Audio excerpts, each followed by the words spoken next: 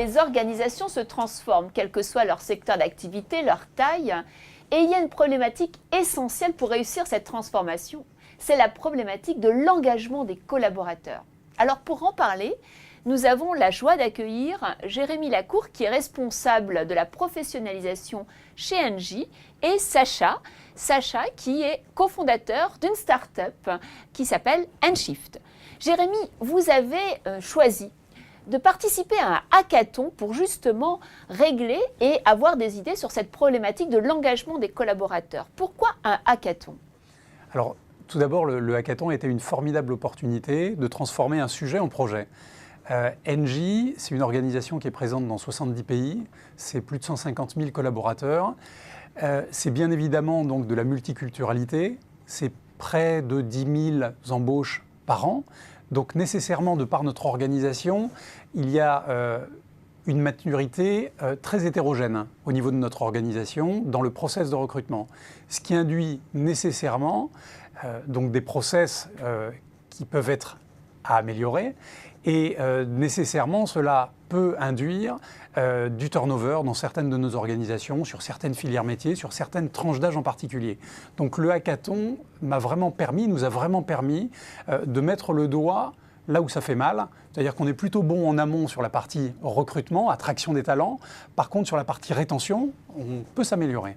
Donc un exemple physique, une journée où vous avez pu, avec les collaborateurs, repenser vos process de rétention et d'engagement. Absolument. Mais ça ne suffit pas, parce qu'une fois que l'on a compris, que l'on a vécu, il faut peut-être ancrer et répéter. Et c'est là où des startups comme Enshift vous proposez des solutions. Oui, tout à fait. Nous, vraiment, on travaille chez Enshift sur la problématique de l'engagement des collaborateurs par l'angle de la communication.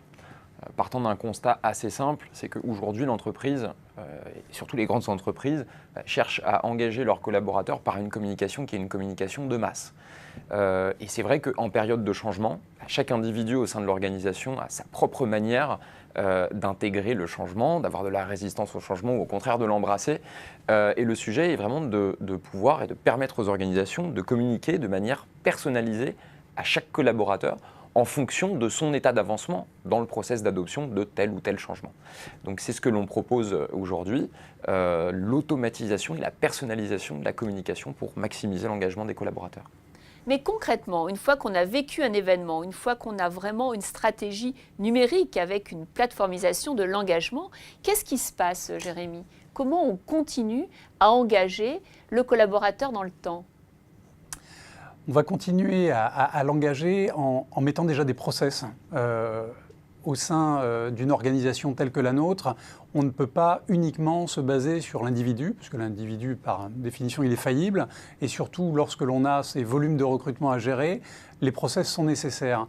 Et pour créer de l'engagement, il faut se baser sur des process qui vont nous permettre d'assurer cette implication des collaborateurs à travers ces correspondances, ces mails qui vont nous permettre d'engager les collaborateurs sur la durée, avec des rappels sur leurs actions qu'ils doivent mener dans le cadre de leur onboarding, notamment.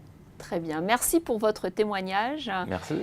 En tout cas, ce qu'on peut retenir sur cette problématique de l'engagement des collaborateurs, c'est qu'en termes de stratégie, il y a 3 piliers essentiels. Le premier pilier, c'est le pilier du symbolique.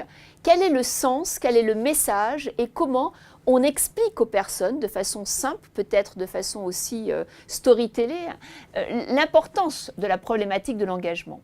Ensuite, on a le pilier physique, qui est justement la création d'occasions pour se rencontrer, pour travailler avec des méthodes comme celle du design thinking dans un hackathon par exemple.